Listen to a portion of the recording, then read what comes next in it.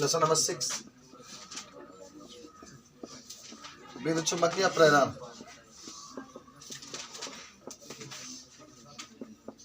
अब इसमें आधा घंटा लग जाएगा लगता है, तो हमारे को सॉल्व नहीं हो पाएगा आज। चलो तब विद्युत चुम्बकीय प्रेरण के पास चले का हम लोग। अच्छा ये बताओ विद्युत चुम्बकीय प्रेरण किससे कहते हैं? मान लो कोई कुंडली है, ये कोई क्या है बाबू? कुंडली है। इससे गुजरने वाले चुम्बकीय बल रेखाओं की संख्या में जब परिवर्तन किया जाता है तो इस कुंडली में एक प्रेरित विद्युत वाहक बल उत्पन्न होता है। इस घटना को हम लोग क्या कहते हैं? विद्युत चुम्बकीय प्रेरण कहते हैं। सब लोग याद करो कि कोई माने कुंडली है, कुंडली का मतलब मान लो कि रिंग है, रिंग टाइप इस तरीके से ऐसे चुम्बकीय बल रेखाएं क्या हो रही है? गुजर रही है। और उसके संख्या में जब परिवर्तन किया जाता है तो इसके अंदर क्या उत्पन्न होता है? इसके अंदर विद्युत वाहक बल उत्पन्न होता है। इस घटना को हम लोग कहते हैं विद्युत चुम्बकीय प्रेरण। इसको क्या कहते हैं? विद्युत चुम्बकीय प्रेरण कहते हैं। सबको याद हुआ कि नहीं हुआ बताओ? अच्छा एक चीज बताओ सब लोग, विद्युत चुम्बकीय प्रेरण तो इसको कहते हैं बेटा।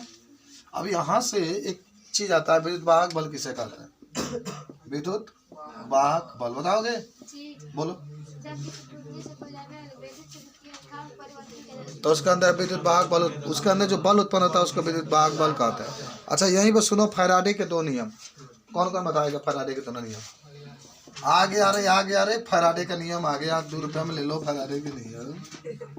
अगर बेचा, अगर मान लो कि अगर पढ़ाई बेचाता घूम घूम के कबाड़ की तरह, ले लो भाई 10 रुपये में फैराडे का प्रथम नियम, 20 रुपये में फैराडे का द्वितीय नियम। बेचा नहीं तुम लोग खरीद लेते ना।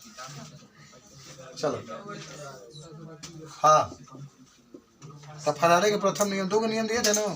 बताओ सब लोग बताओ, प्रथम नियम में क्या कहोगे? जब किसी बंद पृष्ठ से गुजरने वाले चुंबकीय बल रेखाओं की संख्या में परिवर्तन किया जाता है तो उसमें विद्युत वाहक बल उत्पन्न होता है, जिसका परिमाण चुंबकीय फ्लक्स परिवर्तन दर के ऋणात्मक के बराबर होता है। यह विद्युत वाहक बल जिसका परिणाम चुंबकीय फ्लक्स परिवर्तन दर के ऋणात्मक के बराबर होता है। किसी बंद पृष्ठ से गुजरने वाले जो चुंबकीय बल रेखाओं की संख्या में परिवर्तन किया जाता है उसमें विद्युत वाहक बल उत्पन्न होता है। यह विद्युत वाहक बल जिसका मान चुंबकीय फ्लक्स परिवर्तन दर के ऋणात्मक क्या होता है। और दूसरा, किसी परिपथ में उत्पन्न विद्युत वाहक बल सदैव उस कारण का विरोध करता है जिससे वह क्या होता है? स्वयं होता है। किसी परिपथ में उत्पन्न विद्युत वाहक बल सदैव उस कारण का विरोध करता है जिससे वह स्वयं उत्पन्न होता है। कहता है कि नहीं उत्पन्न होने देंगे, वो कहता है कि होंगे। तो होके दिखावा, तो होके दिखावा, तो होके दिखा देता है। बोलो सबको याद हुआ कि नहीं हुआ? हाँ, अगर फेरों की संख्या होगा तो उसमें। चलिए अब आते हैं लेंज का नियम तथा ऊर्जा संरक्षण के नियम। लेंज का नियम तथा ऊर्जा संरक्षण के नियम। आओ, लेंज का नियम तथा ऊर्जा संरक्षण। जल्दी जल्दी पढ़ो तनी, आधा घंटा में इसको पाठ को खत्म करना है। लेंज का नियम तथा ऊर्जा संरक्षण के नियम। मैंने बताना है कि क्या लेंज का नियम ऊर्जा संरक्षण के नियम का पालन करता है? एकदम करता है सर। लेंज का नियम क्या है? किसी कुंडली में उत्पन्न प्रेरित विद्युत वाहक बल सदैव उस कारण का विरोध करता है जिससे स्वयं उत्पन्न होता है। किसी कुंडली में उत्पन्न प्रेरित विद्युत वाहक बल सदैव उस कारण का विरोध करता है जिससे वह क्या उत्पन्न होता है। यही लेंज का नियम है। अच्छा सुनो, इधर सुनो। मान लो चुंबक है, क्या ये चुंबक है, और एक दूसरा का चुंबक ले लो, इसका यश ले लो। अगर यश को यश के पास लेकर के आओगे, सुनो इधर बाबू, देखेंगे सिद्ध करो ऊर्जा संरक्षण के नियम का पालन करता है। ये एक चुंबक है, इसमें यन और यश है। दूसरा भी एक चुंबक है जिसमें यन और यश है। तो यश को यश के पास लेकर के आओगे तो क्या होगा? प्रतिकर्षण। वो साला भागेगा, आप ठेलेंगे उसको। तो जितना ऊर्जा से वो भाग रहा है उतना ऊर्जा से आप उसको आगे बढ़ा रहे हैं ना। चाहते हैं कि सट जाए, लेकिन वो कहता नहीं सटने देंगे, ना हमारे कौन हो। तो आप उसको एक ऊर्जा लेकर के जा रहे हैं। इसको मैंने चुंबकवा को एक निश्चित ऊर्जा से लेकर इसके पास जा रहे हैं। ये चुंबकवा है जो इसको ठेल रहा है, करेंगे मत आओ हमने दोनों एक जात के बन जाए, लड़का बन जाए, लड़के तब आएंगे। तो आप क्या करेंगे ना, इसको उठा के इसके पास लेके जा रहे हैं। तो जितना ऊर्जा से आप लेके जाएंगे उतना जो ऊर्जा से क्या हो जाएगा? पीछे हट जाएगा। अब उलट दिया तो ऊर्जा संरक्षण के नियम का पालन, उलट दिया। यन हुआ यश हुआ। अब क्या यन यश, अब कहा कि अब क्या होगा? कहेगा हाँ, फिर लेके आइए। आप लेके इसको जा रहे हैं, ठीक है ना, लेके जा रहे हैं, ठीक है, आजू ठीक है, हम आवता नहीं। तो आप क्या करेंगे? उसको लेके जाएंगे ना, तो जितना ऊर्जा से वो खींचेगा उतना को ना बाप रे तुम सर जी सुन दूध को, तो उतना ऊर्जा से आप क्या करेंगे? पीछे खींचेंगे। तो जितना ऊर्जा से वो जाएगा उतना ऊर्जा से आप पीछे खींचेंगे। इसी को कहते हैं हम लोग ऊर्जा संरक्षण के नियम का क्या करें? पालन करते। बड़ा गजन है, नहीं मिल रहा तो तभी गजन है, मिले तभी आप खींच रहे हैं।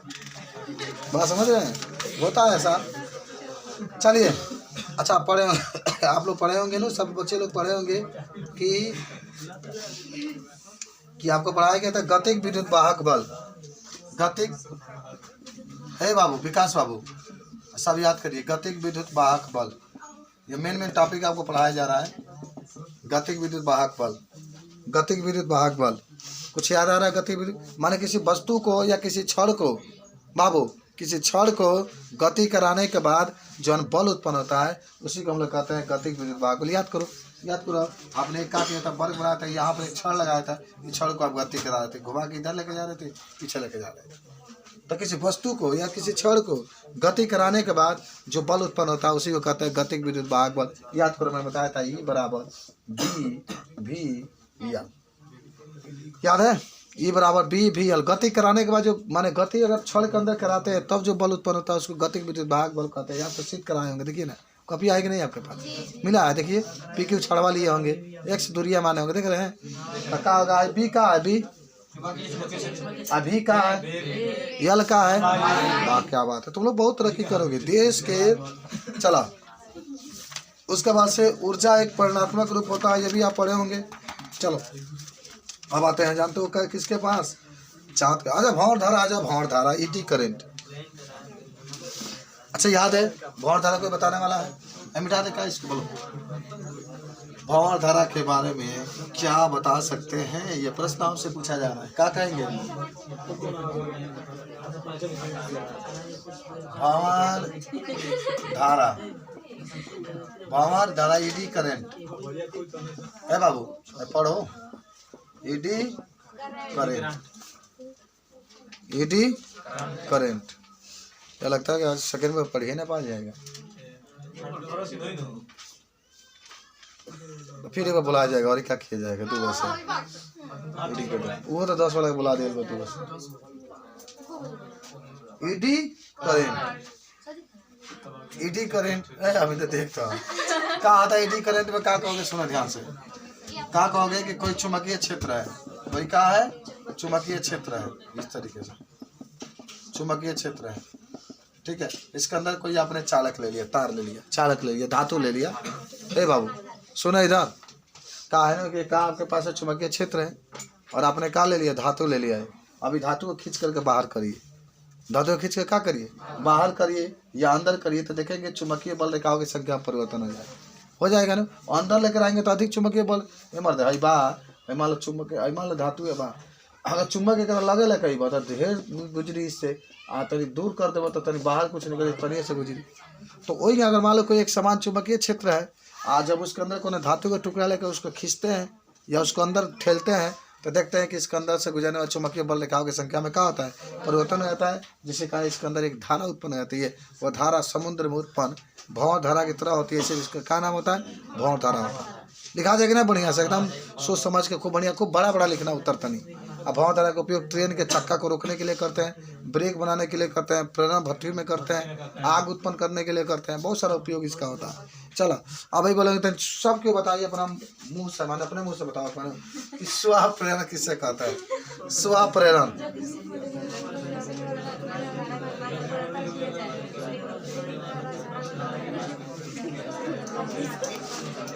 सदिया मंत्र पढ़ा, साधु लोग मंत्र पढ़ा,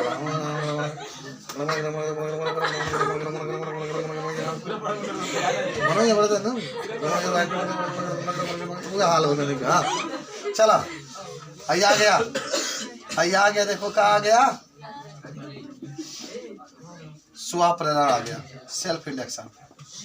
सुनो ध्यान से क्या करेंगे कि आप एक कुंडली ले लीजिए, सुनो इधर, आप एक क्या ले लीजिए? कुंडली, प्लस और माइनस है क्या? ये कुंडली है, तरवा कहेंगे ना, वृत्तकार में घुमा दो, तार है ना, तरवा के वृत्त के रूप में घुमा दो, माने घूम दो ना।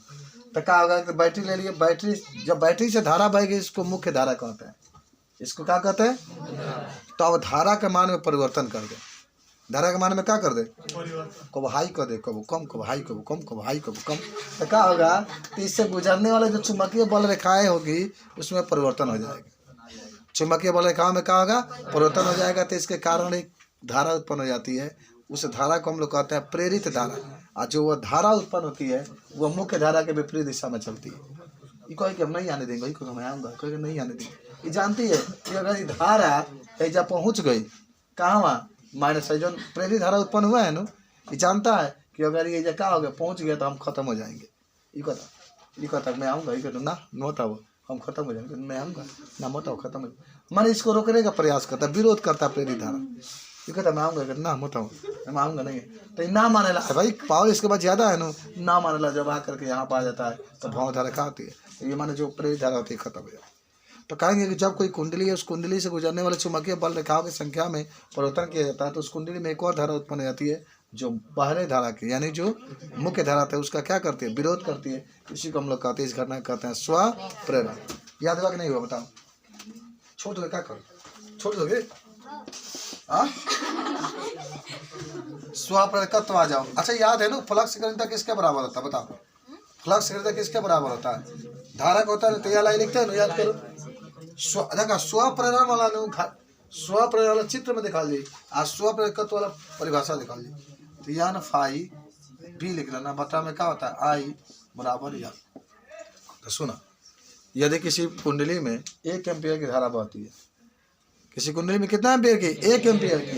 यदि कोई कुंडली है उस कुंडली में 1 एम्पियर की धारा बहती है तो उस कुंडली का जो स्वप्रेरकत्व होता है वो फ्लक्स घनत्व के क्या होता है? बराबर। यदि किसी कुंडली में 1 एम्पियर की धारा बहती है तो उस कुंडली का जो फ्लक्स घनत्व होता है वह स्वप्रेरकत्व क्या होता है? बराबर होता है।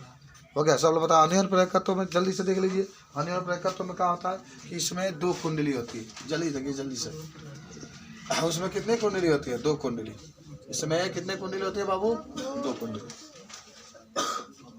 और यदि पहले कुंडली के धारा के मान में परिवर्तन किया जाता है तो दूसरे कुंडली में एक प्रेरित धारा उत्पन्न होती है जो पहली धारा क्या करती है? विरोध करती है। इस घटना को कहते हैं अन्योन्य प्रेरण। इन लोगों का अन्योन्य का मतलब अन्य रहेगा, अन्य का मतलब दुख रहेगा। इसमें पढ़ना आपको ट्रांसफार्मर पढ़ लेंगे ना आप। ट्रांसफार्मर नहीं, ये का नाम है वही वाला जनरेटर वाला, विद्युत जनरेटर वाला, उसको देख लीजिएगा। जनरेटर का कार्य क्या होता है? जनरेटर क्या करेला?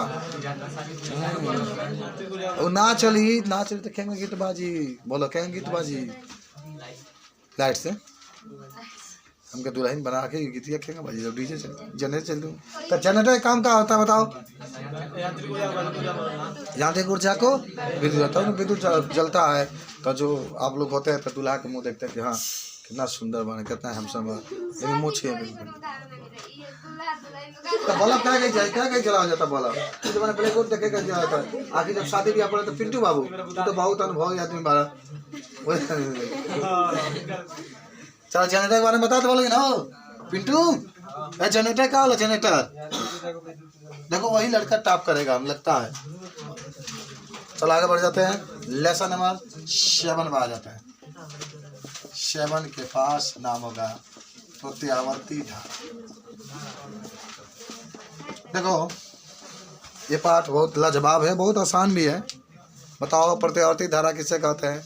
वह धारा जिसका परिमाण और दिशा समय के साथ बदलता रहता है।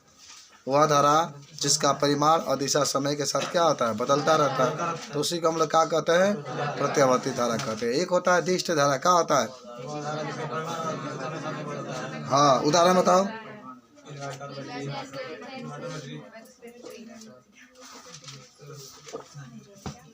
इन्वर्टर, बैटरी और दोनों काम करते हैं ना। अब देखो इसमें क्या पढ़ना है पहले हम बता देते हैं। इसमें पढ़ना है कि जब परिपथ में केवल प्रतिरोध लगा हो, केवल प्रतिरोध लगा, जितना आप सिद्ध करेंगे ना मार्ग गंदे एक ही प्रत्यावर्ती वोल्टेज वाला लगा दो और यहाँ पर केवल आप प्रतिरोध लगा दीजिए। इसके लिए सूत्र आपको स्थापित करना है और जहाँ ये बनाते हैं V बराबर V0 साइन ओमेगा टी हो जाएगा। सूत्र सिद्ध हो जाएगा ना। अरे पहले तो लिखो V बराबर क्या होता है? V0 sign omega T, I बराबर I0 साइन ओमेगा टी। हो गया। चलो आपको करना क्या है? V बराबर क्या होता है? V बराबर नहीं कहाँ से सिद्ध करना है आपको? अरे V बराबर इतना हो गया ना। जब सिद्ध करेंगे तो इसका आएगा I बराबर V0 बटा R0 या R बराबर V0 बटा I0 और वहाँ से आ जाए किसके? ओम के नियमों से बोला ना हर बार भी बटाई होता है ना, तो भी की जगह पर रख दो भाई V zero sine omega T, I zero बट्टा साइन ओमेगा। आगे काटना मत, कभी काटा नहीं तो ऐसे ही लिख दिए तो मैंने कट गई बा, खाली होता है आर बराबर वी जीरो बटा आई जीरो। मान इतना जरूर याद रखा, चाहे मान लो आई जीरो ऐसे लिख दो, आई जीरो बराबर क्या होता है वी जीरो बटा आर हो जाता है, वी जीरो बटा आर। जब प्रतिरोध लगी थी आ रही, जब प्रतिरोध लगी था आ रही, देख लो जब प्रतिरोध लगी था क्या आई आर। समझ गए सब आप लोग लिखोगे, किताब कापी का समझ देखो ना, उसमें मैचिंग करा लो, लिखे कि नहीं लिखा आप लोग बताइए, मिला सबको मिला। आगे बढ़े हम लोग, बाबू याद कर लिए जब भी सवाल पूछेगा तो इसी सूत्र से लगाना आपको, ठीक है। ओमेगा का बोलो कोणीय वेग, कोणीय वेग तब उत्पन्न है जब कोई वस्तु वृत्त में गति करता है, धारावाहिक चलता है, घूम घूम के चलता है। चलो बिठाए इसको, बिठाए। तुम देखते रहो आराम से काम का पढ़ा रहे हैं। आजा आजा बिंड बाजा, राजा चलो। जब परिपथ में केवल धारिता लगाओ, क्या लगाओ बाबू धारिता, तो क्या हो गया याद है, का ले लो पुदीना, पुदीना हाय हाय हाय। हाँ चलो ये आपका रहा, अब इसमें क्या लगा दिए धारिता। अच्छा बताओ धारिता फिर भी वही होगा ना, भी बराबर we zero sine omega T, ठीक है। एकरा के सी लिखा जाए धारिता लगा, एकरा का वही सूत्र स्थापित हुई, वह आई बराबर वी जीरो बटा, लेकिन यहाँ पर एक्स एल रहेगा, एक्स सी रहेगा, यहाँ पर क्या आएगा बाबू एक्स सी, वही सूत्र रहेगा सेम टू सेम। जगह आपका वी जीरो बटा रहा था ना, तो में जब भाई धारिता लगा जाए तब वी जीरो बटा एक्स सी आई, सिद्ध हो जाएगा ना, वी जीरो बराबर आई जीरो जगह आप कर रहे थे, कर लेना सिद्ध, इसको मैंने बता देते इतना आएगा। अच्छा अब बताओ सब लोग बताओ, आई को क्या कहते हैं, वी जीरो क्या कहता है, विभवांतर का शिखर मान जीरो रहता। राकेश बाबू आप पर उम्मीद किया जाता है कल आने वाले दिन में आप पूरे के पूरे क्वेश्चन को करके 70 में 70 नाम लेकर के और कुत्ते की तरह भाग जाएंगे। आइए से सी को क्या कहते हैं, धारतीय प्रतिघात, सी को क्या कहते हैं धारतीय, एक से कहते हैं प्रतिघात। धारतीय प्रतिघात किसे कहते हैं, जब धारता के कारण धारा के मार्ग में रुकावट पैदा होता है, याद करो, जब धारता के कारण धारा के मार्ग में रुकावट पैदा होता है तो उसी को कहते हैं धारतीय। देखो आपको पढ़ाई के लिए डीओडी सब आ रहे निरीक्षण करेंगे, आई एक्स सी की जगह क्या लिख सकता है, 1/ओमेगा सी, 1/ओमेगा सी 2 पाई एफ सी। अच्छा याद है ना, ओमेगा सी की जगह क्या लिखते हैं 1/ओमेगा सी, ओमेगा जब क्या लिखता है 2 पाई एफ सी। यह क्या है फूफा होने का, फूफा ना आवृत्ति, यह मतलब क्या होता है आवृत्ति, तो फूफा मत समझ लिया, मैंने पहले ही बताया था। यहाँ अस्सी का मतलब चाचा मत समझ लिया, सी का है धारता है, अब का है आवृत्ति है। चलिए आगे बताए, समझे ना, कुछ करेंगे नहीं क्या पिंटू, जब ये धारता कही तो एक सी रही बस, अब प्रेकत्व लगा ली, प्रेकत्व के जाए एक सी आ जाए, चित्रवा हुआ रही लेकिन इन्हें कुंडली लगा जाए, जल्दी तनी जब प्रेरकत्व लगाओ, क्या लगाओ प्रेरकत्व, ता कुंडली हंगा लगा दो, अगर आगे एक से लिख दो चाहे लिख दो। अब आओ जब परिपत्र में केवल क्या लगाओ प्रेरकत्व लगा, याद है कुछ, तो इसका सूत्र क्या होगा, इसका सूत्र होगा आई बराबर वी जीरो बटा में एक्स एल, एक्स बताओ एक्स एल को क्या कहता है, प्रेरण प्रतिघात, प्रेरण आई एक्स एल बराबर क्या होता है ओमेगा एल, या एक्स एल ओमेगा की जगह पर 2 पाई। देखो सवाल आई काल, जैसे पाई का मान कितना होगा आकाश, आशीष पाई का मान नहीं मालूम कितना वाला, हाँ और ही 22 वाले सा, तो बता दो सब लोग जी। अब आ जाओ डबल वाला, ये तो सिंगल वाला था, एक बार प्रतिरोध लगाए, एक बार धारतीय लगाए, धारतीय प्रतिक्रिया। अब परिपथ में आर और सी लगा हो, है मिटा दे। अरे आप लोग लिखे होंगे सब लोग, टाइम नहीं है ना, टाइम इतना प्रॉब्लम क्या करें, तो 3 घंटे का टाइम रखा गया। अभी आपको रेस्ट करने के लिए मिलेगा मौका 5 मिनट, जल्दी जल्दी।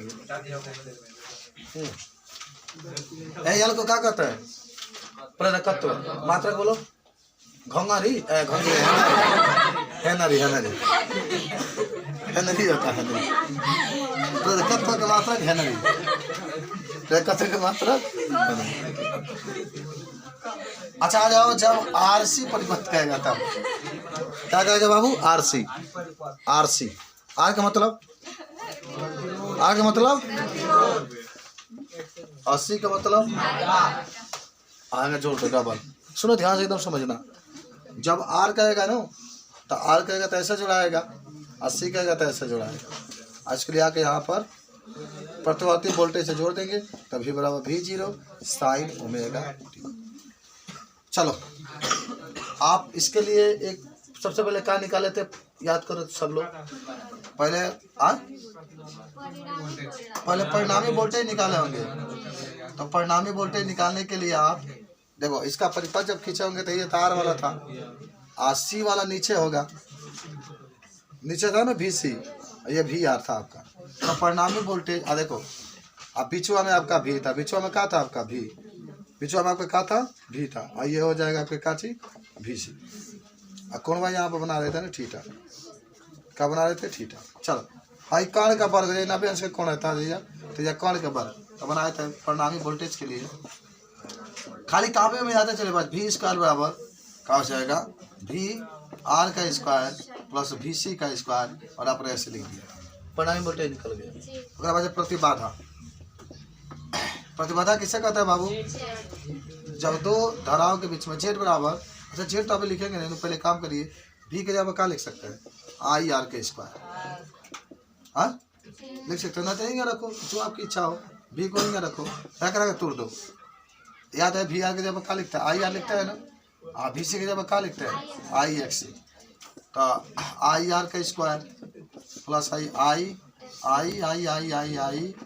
XC इसका होल स्क्वायर, तो V के स्क्वायर होगा तोड़ दो, I स्क्वायर R स्क्वायर है के I स्क्वायर XC का स्क्वायर हो जाए V स्क्वायर बटा में I स्क्वायर बराबर R स्क्वायर प्लस XC का स्क्वायर, V बटा के Z स्क्वायर बराबर R स्क्वायर प्लस XC का स्क्वायर। जब स्क्वायर हटाओगे तो करनी में आ जाएगा देख लो। और XC के जगह पर आप 1/ओमेगा C भी रख सकते हैं। प्रतिबाधा यही हो, देख लो प्रतिबाधा का सूत्र, सब लोग याद करो प्रतिबाधा का सूत्र हो जाएगा, सब लोग लिखे होंगे देखो ना कॉपी पर, मिला लिए मैचिंग करेगा नहीं कर रहा है। अब उसके बाद से क्या निकाले है कलांतर, कलांतर निकालेंगे तो कलांतर होगा तो 10 बराबर निकाल लो, 10 बराबर क्या होता है तीसरा कलांतर, लंब बटा कौन होता है लंब, VC लिखे होंगे, लंब क्या लिखे VC है आधार VR तो 10 बराबर हो जाएगा हाँ IXC बटा IR, आई साई कर गया तो XC बटा आ रहा है। चलो अधिकतम धारा भी निकाले होंगे, अधिकतम धारा के लिए क्या लिखना, अधिकतम धारा चौथा, अधिकतम धारा I के लिए आपने लिखा होगा V बटा Z, V बटा क्या आ जाएगा Z, और Z के लिए भाई लिखा जाए उठा के R का स्क्वायर प्लस क्या हो क्यों जी टाइम नहीं है ना तरह नहीं मिला था मर्दे। चलो कहना जान नहीं करते तुम लोग कहेंगे तालुक 95 आ गए हमनियों के नाम हो गए, स्कूल के भी नाम हो गए कि जो प्रेयर में होता है, प्रेयर में जब बताया तो कब ही ना बात होला कि हमने कि स्कूल के लड़का इतना % लिया यूनिवर्सिटी कब बात है पुल खुल दी चल ठीक भाई तो RC परिपथ आपका रहा, हमारा परिपथ रहा RC परिपथ रहा, बता देंगे इसको मिटाए इसको, चलिए आगे बढ़िए आगे बढ़िए आगे बढ़िए आगे बढ़िए।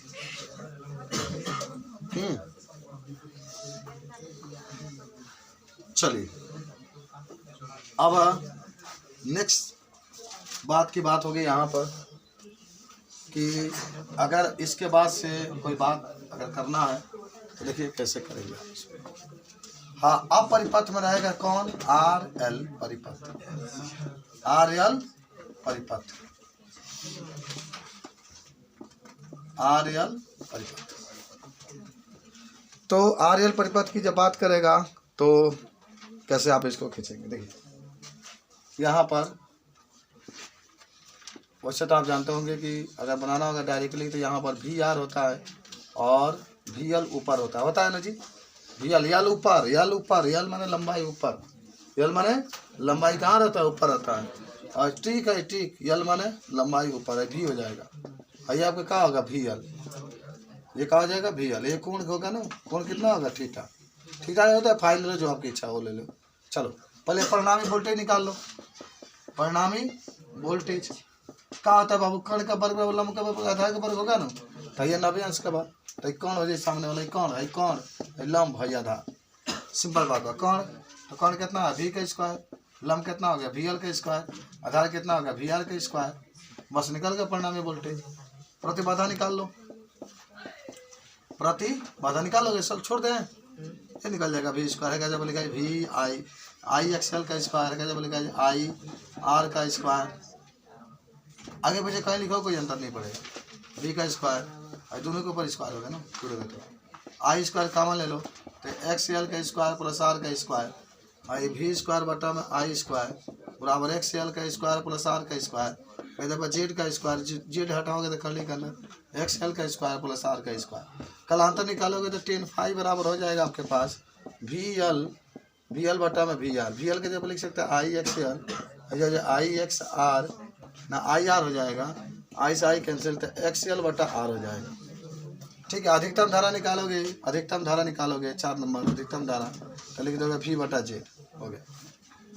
बना लोगे सब लोग लिखे होगे, देखो सब लोग लिखे हो गया, सीख लो तनी जल्दी से। चल आगे बढ़े। अब आरएल परिपथ के, आरएल तो हो गया, एलसी परिपथ के पास हम चलते हैं। किसके पास, एलसी परिपथ के पास, जल्दी से। क्या विकास, सब एक्सेल है, सब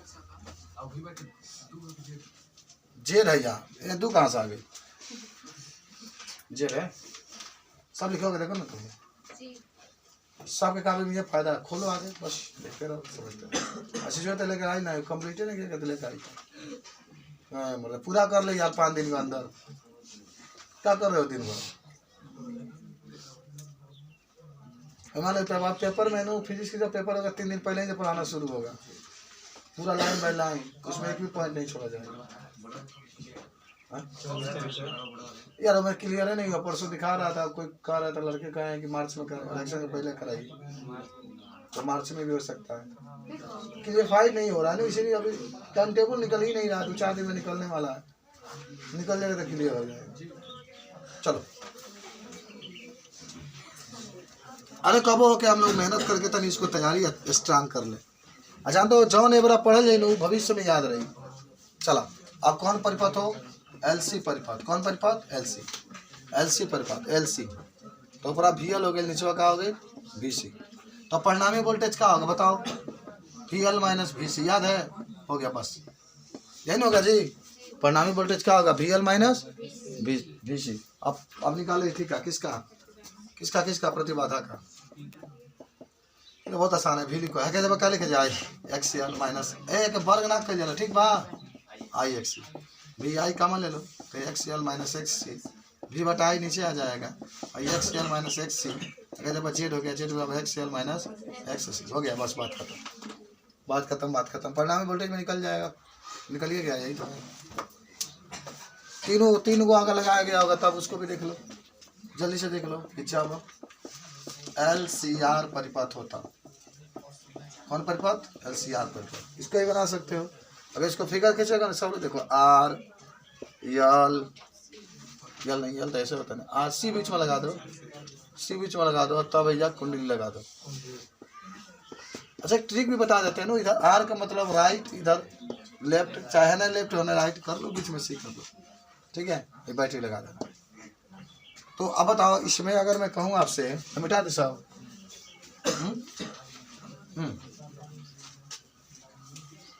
अगर इससे आकर पूछा जाए तो बता सकते हैं ना सब लोग, परिणाम वोल्टेज भी बराबर क्या होता है, वी आर का स्क्वायर प्लस एक्स एल कह रहे हैं, वी एल माइनस वी सी, इसका होल स्क्वायर, परिणामी वोल्टेज यहीं से आ गया।